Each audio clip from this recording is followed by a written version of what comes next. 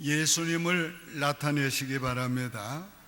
예수 믿는 사람의 근본적인 사명은 예수님을 나타내는 것입니다. 큰 일을 하는 것도 중요하지만은 그보다 더 중요한 것은 예수님을 나타내는 것입니다.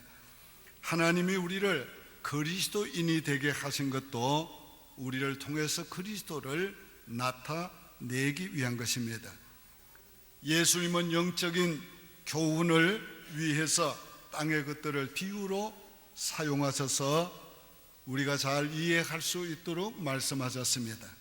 땅에 있는 모든 것들은 하나님의 나라의 그림자요, 또 하나님 나라 실제를 잘 설명할 수 있는 재료가 되기 때문입니다. 오늘 본문에서 예수님은 나는 포도나무요 내 아버지는 농부라, 그리고 너희는 가지라고 말씀을 했습니다. 예수님은 이 비유를 통해서 하나님과 우리의 관계를 설명하고 있습니다. 예수님이 이 비유를 통해서 각각 하나님과 예수님과 우리의 역할을 말씀하고 있고 목적을 또 말씀하고 있습니다. 그 목적은 예수님이 가진 모든 것을 먼저 우리에게 주시는 겁니다. 그분의 영원한 생명, 또 그분의 성품, 그리고 그분이 가진 모든 것들을 우리에게 주시는 것입니다.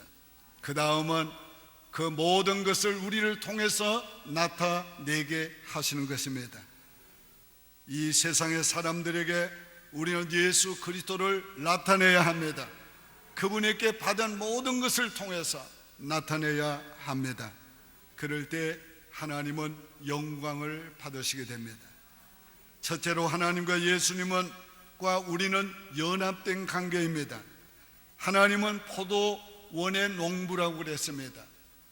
농부의 역할은 포도나무를 심고 가꾸고 열매를 맺게 하는 데 있습니다. 관리하는 데 있습니다. 이 모든 것이 하나님의 절대적인 주권으로 행하시는 일들입니다. 예수님은 포도나무십니다. 하나님께서 이 땅에 심은 포도나무십니다. 포도나무가 본체입니다. 예수님은 하나님의 나라의 본체입니다. 예수님이 통치하는 그곳이 바로 하나님의 나라입니다. 예수님은 생명의 본체입니다. 예수 그리스도의 생명이, 모든 생명이 그에게서 나오고 유지되고 모든 생명을 주시는 분이십니다. 예수 그리스도는 구원의 본체이십니다. 그분이 구원을 이루시고 그분이 구원을 주시는 겁니다. 예수 믿는 사람들은 포도나무의 가지입니다.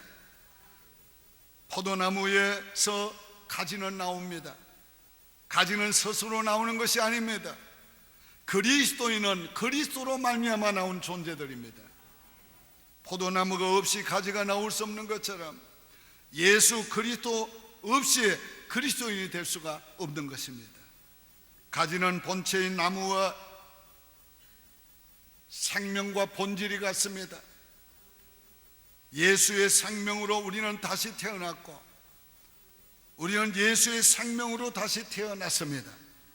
그러므로 우리는 예수 그리스도와 같습니다. 하나입니다. 가지와 나무는 별개의 것이 아닙니다.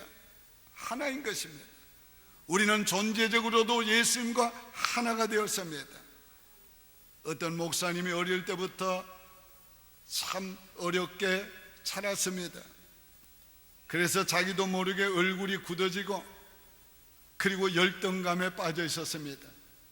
그러던 어느 날 예수님은 포도나무요 자기는 가지인 것을 알았습니다. 아, 예수님과 내가 하나이구나. 예수의 생명 내 생명, 예수의 본성, 성품 내 성품, 예수님이 가진 모든 것은 다 내 것이구나.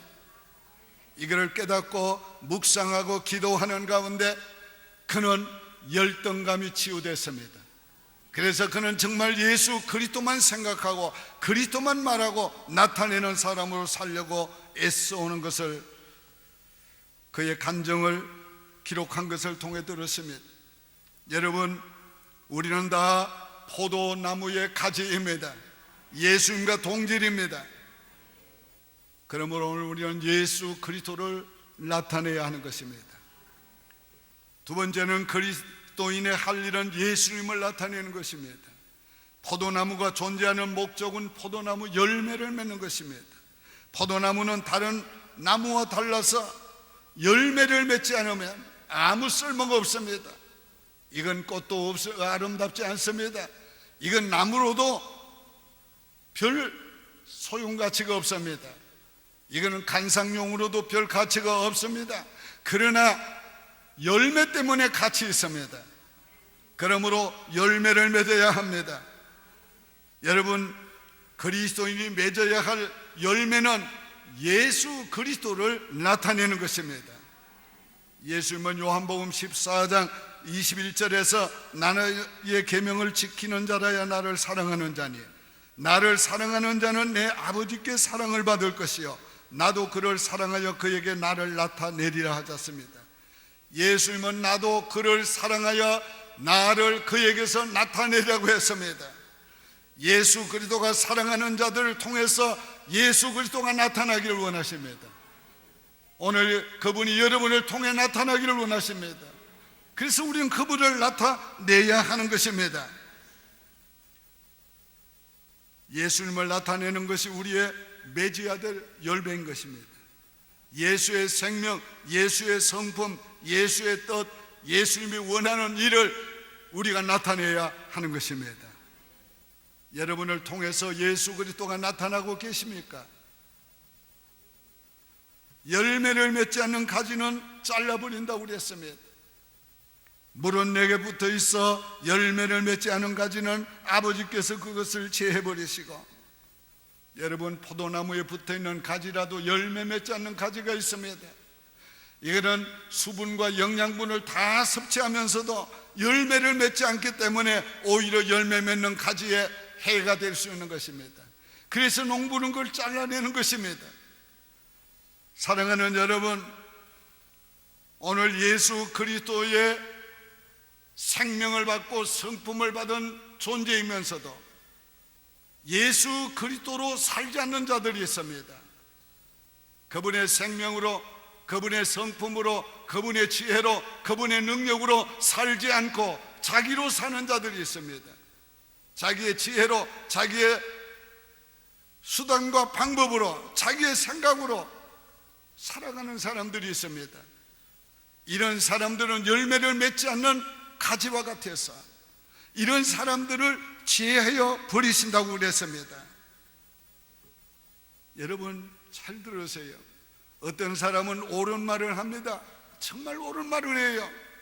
그러나 그는 예수님의 말을 하지 않습니다.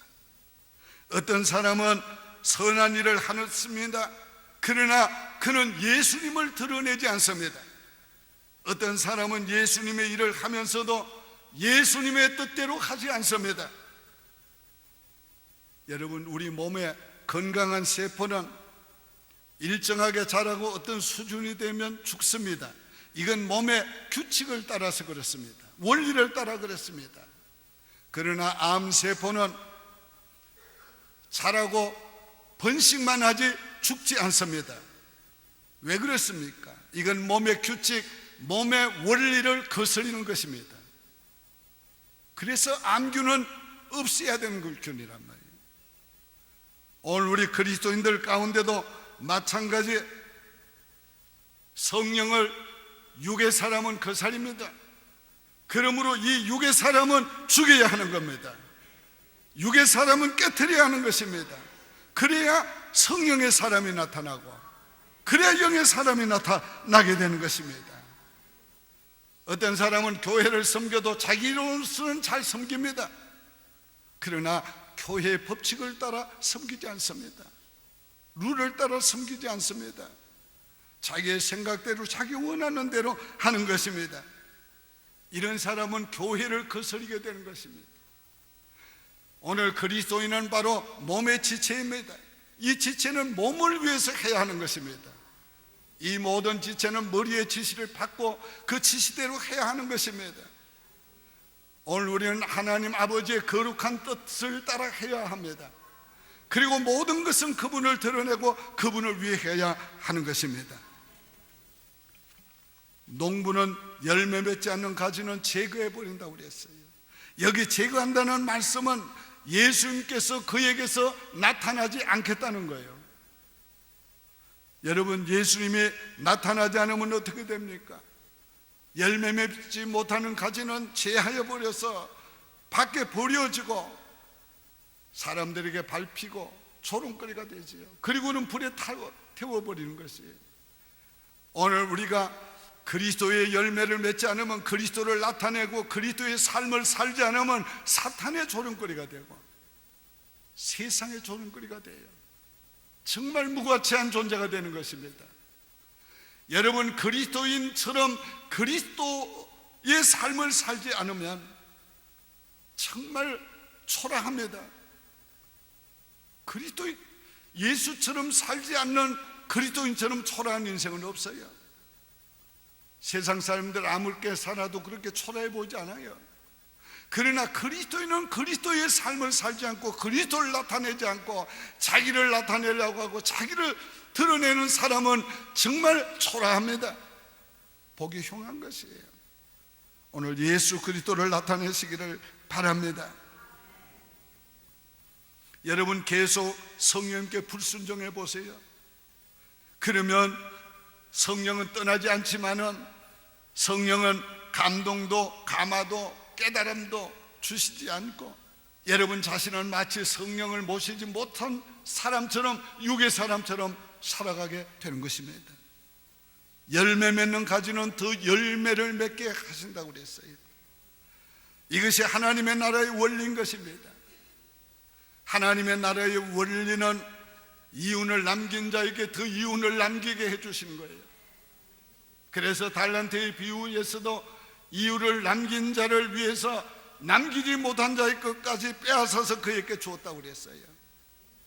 열매를 맺지 않는 가지는 잘라버리시고 열매를 맺는 가지는 더 열매를 맺게 하기 위해서 깨끗게 하신다고 그랬어요. 여기 깨끗게 한다는 의미가 무엇입니까? 나무로 말하면은 가지치기를 해준다는 말이에요. 열매를 잘 맺을 수 있도록 격가지를 쳐주는 것을 말하는 것입니다. 오늘 우리에게 이것을 적용을 하면 오늘 그리스도를 잘 나타낼 수 있도록 그리스도를 나타내는데 방해되는 육의 사람을 자르는 것이에요.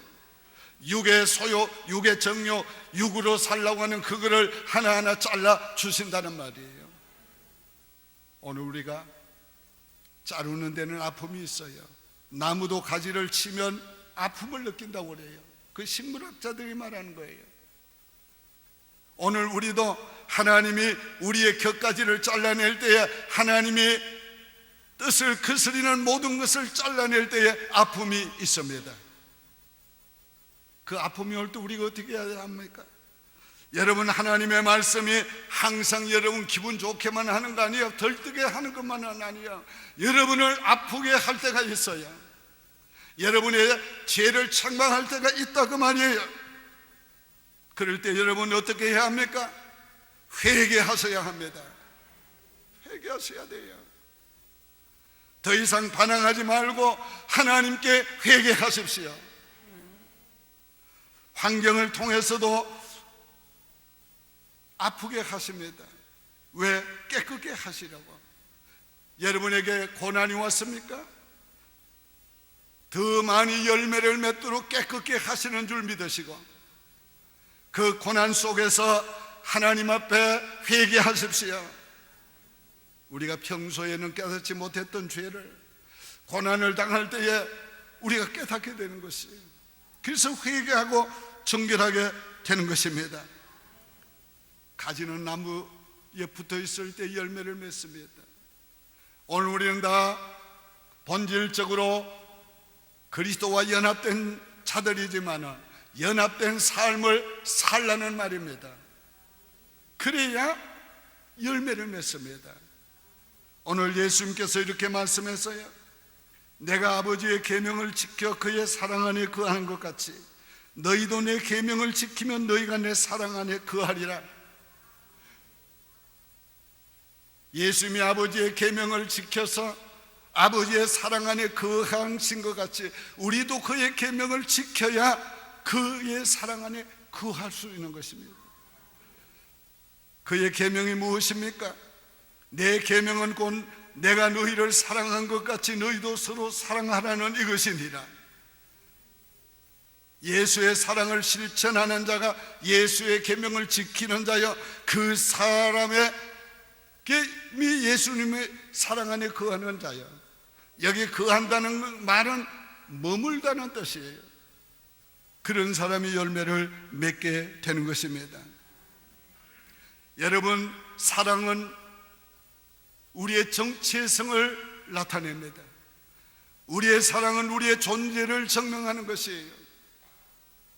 너희가 서로 사랑하라. 이로써 세상이 너희가 내 제자인 줄을 알리라. 우리가 나타내는 그리스도의 사랑에 우리가 그리스도의 제자인 것을 나타내는 것이에요. 여러분, 짐승도 형제가 사랑합니다. 부모 자식은 말할 것도 없고, 짐승도 동료끼리도 사랑해요. 이런 실험을 했어요. 붉은 털 원숭이 7마리를 각기 유리방에다가 가두었습니다. 서로 볼 수 있도록. 그리고는요, 거기에다가 줄을 매놨어요. 이 줄을 당기면 먹을 것이 떨어집니다. 그러니까 원숭이들이 줄을 당기면 먹을 것이 나오니까 신이 났습니다. 당겨서 먹고 당겨서 먹다가 보는데 놀라운 충격적인 사실을 발견했어요. 7번 방에 있는 그 원숭이가 당길 때마다 충격을 받는 거예요. 그거를 보면서 당기던 걸 멈추기 시작했습니다. 어떤 원숭이는 12일간 굶으면서도 이걸 당기지 않았어요. 왜? 자기 때문에 7째 방에 있는 원숭이가 전기 충격을 받지 않도록. 짐승도 이렇게 사랑할 줄 알아요.